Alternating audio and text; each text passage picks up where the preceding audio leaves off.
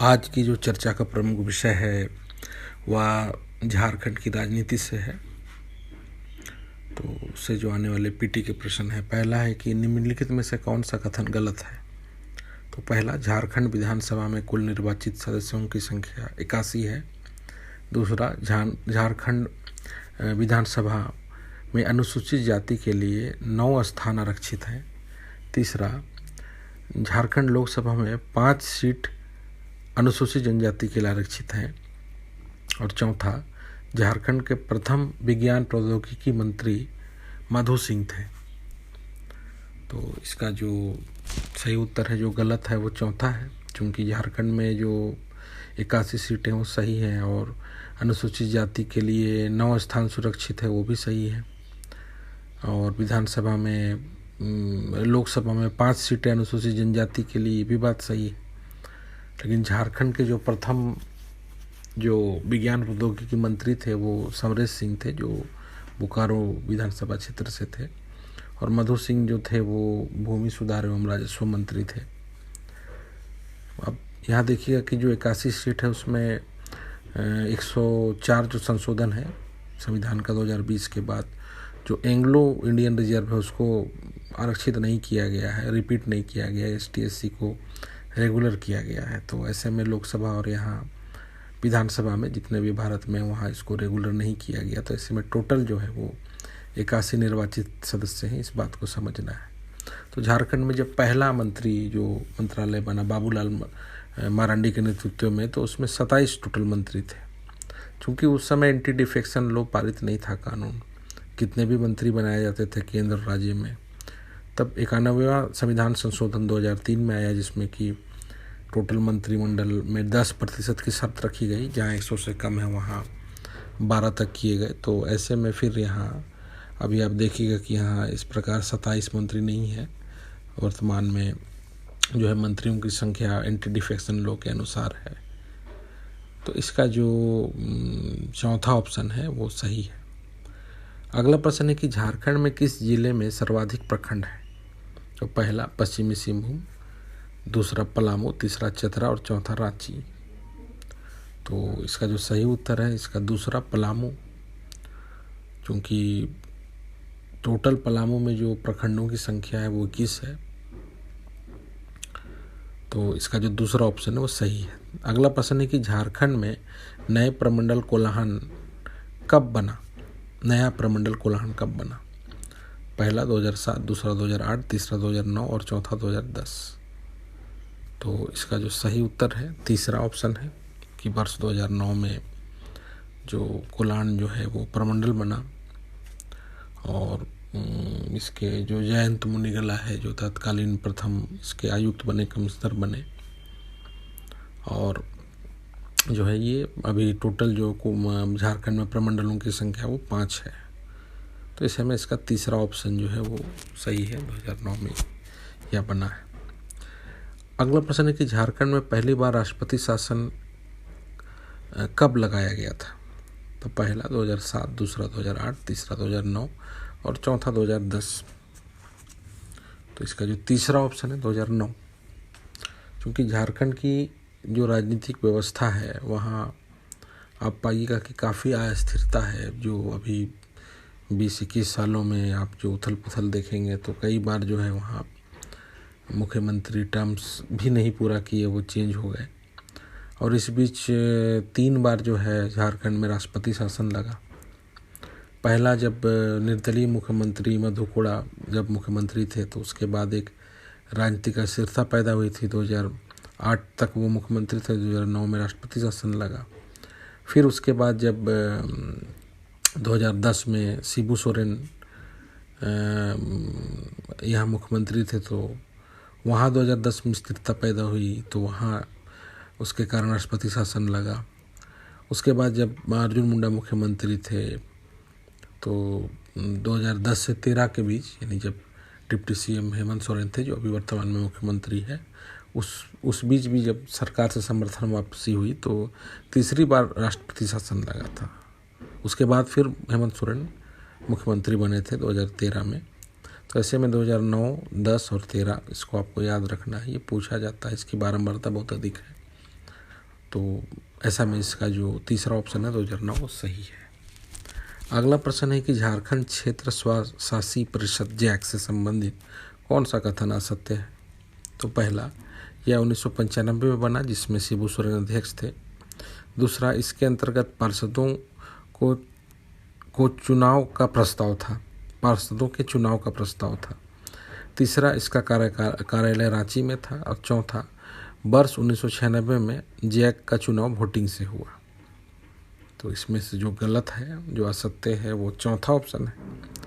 क्योंकि जैक के एक आप राजनीतिक व्यवस्था को लें तो जो झारखंड क्षेत्र स्वशासी परिषद है वो झारखंड के इतिहास में बहुत बड़ी बात है।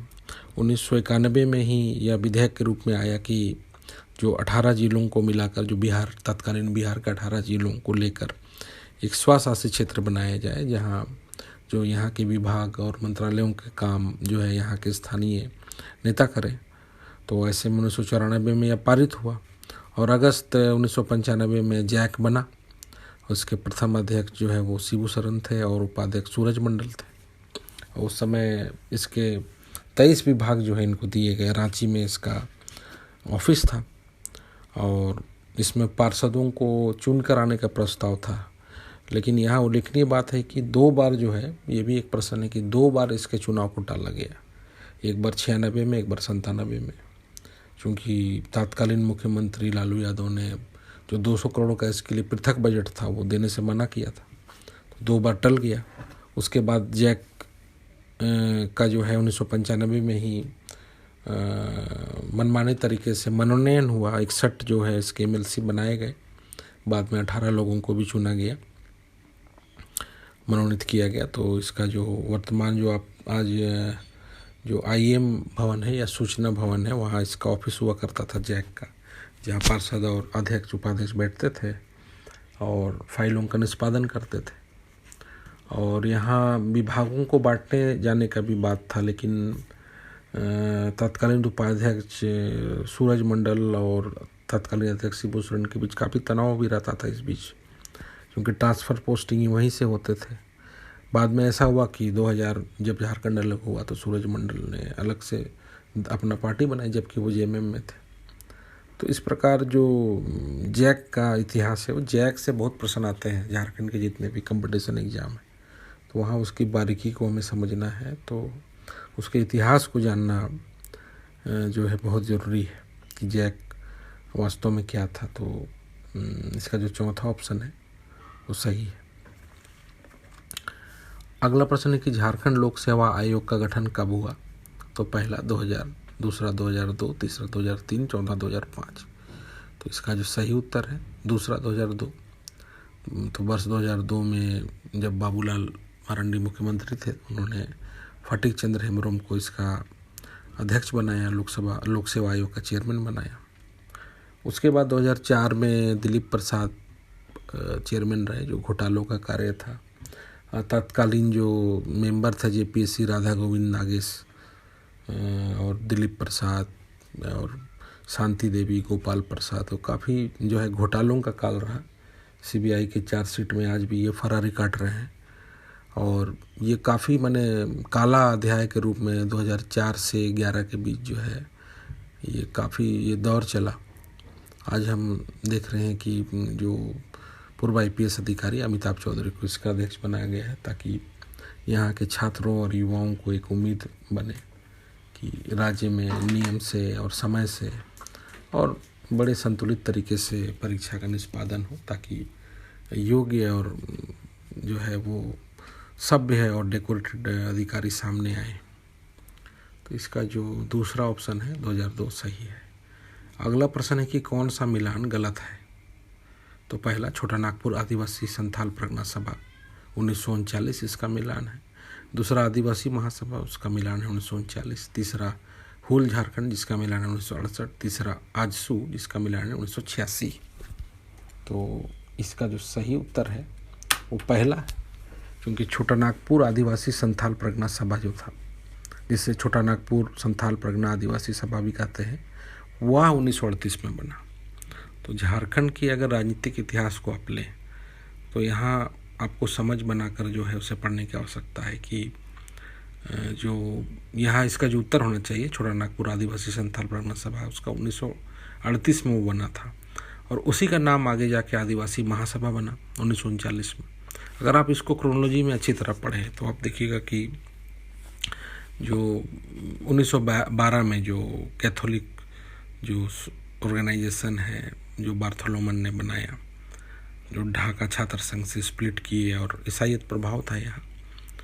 1915 में आप देखिएगा कि छोटा नागपुर उन्नति समाज जो है वो जे लकड़ा द्वारा बनाया जा रहा है। फिर 1930 में ठेबले उरांव द्वारा जो किसान सभा या सनातन सभा हम कहते हैं। फिर 1933 में छोटा नागपुर कैथोलिक सभा जो बोनीफेस लकड़ा द्वारा बनाया गया। फिर 1950 में आप देखिए कि इसी बीच जो है इससे पूर्व जो 1938 में छोटा नागपुर आदिवासी संथाल परगना सभा बनी, जो बाद में उसका नाम आदिवासी महासभा 1939 में रखा गया। 1950 में वह झारखंड पार्टी के रूप में सामने जो जयपाल सिंह मुंडा के नेतृत्व में बना और इसने 33 सीटें भी जीती थी 52 के इलेक्शन में। उसके बाद 1965 में बिरसा सेवा दल आप देखिएगा कि ये बना। 1967 में अखिल भारतीय झारखंड पार्टी जो बागुन सुमरू द्वारा इससे स्प्लिट किया गया, क्योंकि 1963 में आप देखिएगा कि झारखंड पार्टी का विलय कांग्रेस में कर दिया गया था। तो इसके जो नेता थे बाकी बागुन सुमरू हुए, Justin Richard, Simon Tigga, Kartik Oraon, इन्होंने अलग अलग नीति अपनाई।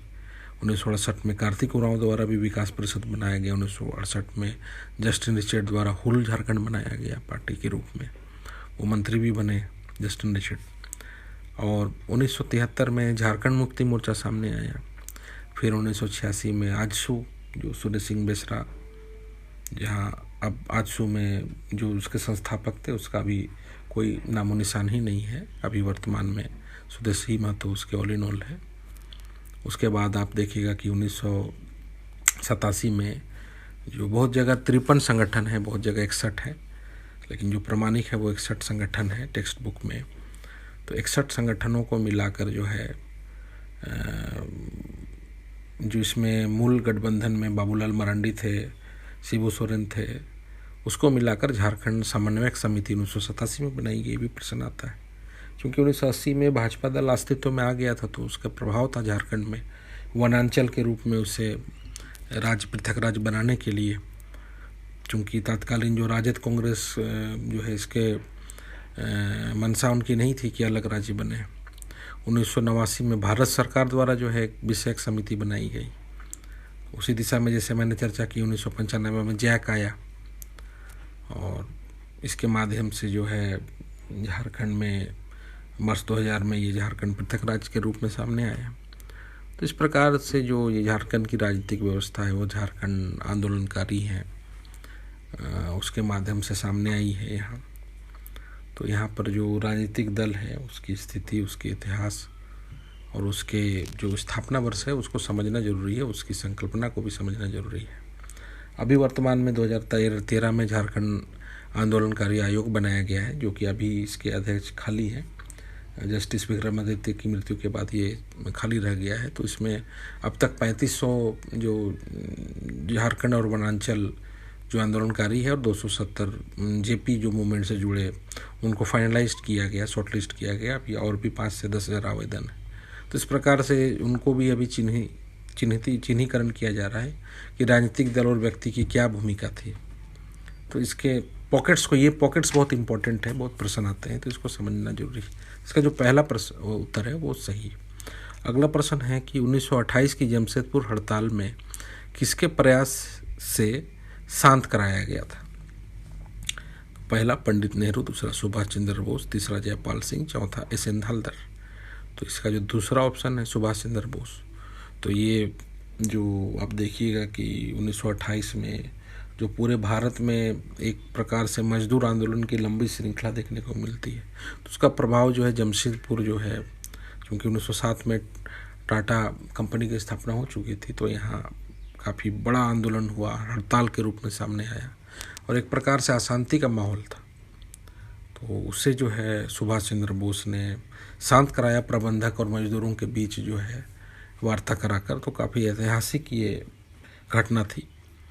और ठीक इसके बाद जो है आप देखिएगा कि 1929 में झरिया के all India trade union Congress में नेहरू जी को अध्यक्ष चुना गया था। वहाँ भी बहुत सारे प्रस्ताव आए थे और इसमें जो ऑप्शन है एस.एन. हल्दर का, तो वो 1920 के जो जमशेदपुर वर्कर्स यूनियन से जुड़े हैं, उस आंदोलन से जुड़े हैं जहाँ उन्होंने इसकी स्थापना की। और चूँकि जयपाल सिंह का इतिहास में इस प्रकार कोई विवरण हमें मिलता नहीं है कि मजदूर मूवमेंट को लीड कर रहे हैं, तो इस प्रकार इसका जो दूसरा ऑप्शन है 1928 के हड़ताल का, वो जो सुभाष चंद्र बोस से संबंधित है।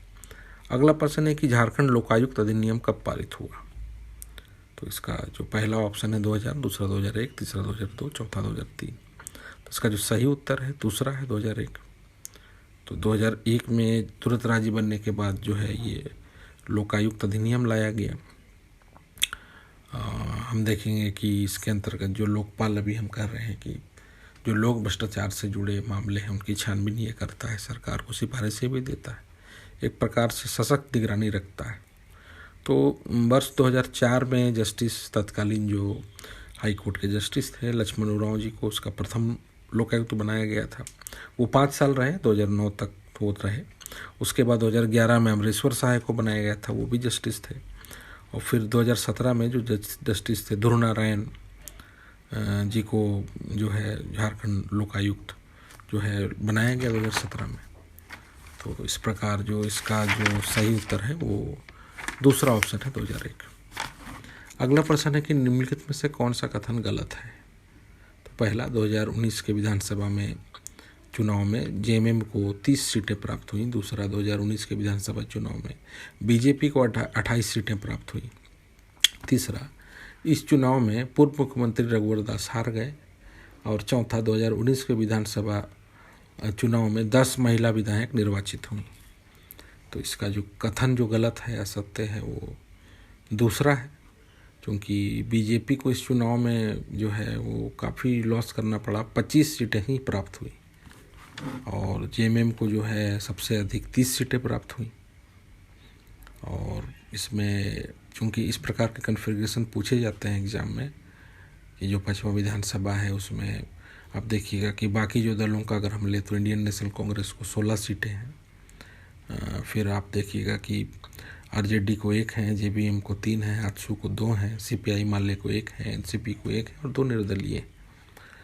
तो ऐसे में जो है ये बहुत महत्वपूर्ण है। और इसके अंतर्गत हमें ये जानना है कि जो तीसरा ऑप्शन है कि इस चुनाव में मुख्यमंत्री रघुवर दास हार गए, तो वो जो अपने निर्दलीय उम्मीदवार थे सरयू राय जो भाजपा में ही थे, तो वो अपने निर्वाचन क्षेत्र से हटकर जो पश्चिमी जमशेदपुर से चुनाव लड़कर रघुवर दास को उन्होंने हराया जो मुख्यमंत्री थे उस समय। और इसके अंतर्गत जो चौथा ऑप्शन है कि 2019 में 10 महिला निर्वाचित हुई, ये भी बात सही है। सर्वाधिक आप अगर देखें तो जो 4 जो महिला एमएलए हैं वो कांग्रेस से हैं, बाकी जो 3 जेएमएम से और 3 भाजपा से, ऐसे में 10 है। इससे पिछले अगर विधानसभा में लें तो वहाँ जो है वो 8 महिला एमएलए थी, उससे पहले 2 थी। तो ये जो है अभी बढ़ते ही जा रहा है। और यहाँ उल्लेखनीय बात है कि अगर ये आपसे प्रश्न किया जाए कि सर्वाधिक 81 सीटों में किस दल ने जो है सबसे ज़्यादा उम्मीदवार खड़ा किया, तो वो जेबीएम था, क्योंकि 81 के 81 सीट में उन्होंने खड़ा किया था। और लेकिन उन्हें जो सफलता मिली 3 ही पर मिली। अभी तो वो मर्ज कर गए हैं बाबूलाल मरांडी भाजपा में, मामला भी उन पर अभी चल रहा है प्रतिपक्ष नेता का जो है विधानसभा में। और जेएमएम ने 43 सीट पर जो है अपने उम्मीदवार खड़ा किए, चूँकि प्रीपोल अलायंस था एएनसी जो कांग्रेस से 31, आरजेडी ने 7, भाजपा ने 79 खड़ा किए, आजसू ने 52 खड़ा किए। तो जो अलायंस था वो सफल नहीं हो पाया और यूपीए के अलायंस ने बाजी मार ली। अभी उसके जो विधायक दल के नेता वर्तमान मुख्यमंत्री हेमंत सोरेन जो है उनके नेतृत्व में सरकार चलाई जा रही है। तो इसका जो दूसरा ऑप्शन है कि बीजेपी को 28 सीटें मिले वो गलत है, क्योंकि उन्हें 25 सीटें प्राप्त हुई थी।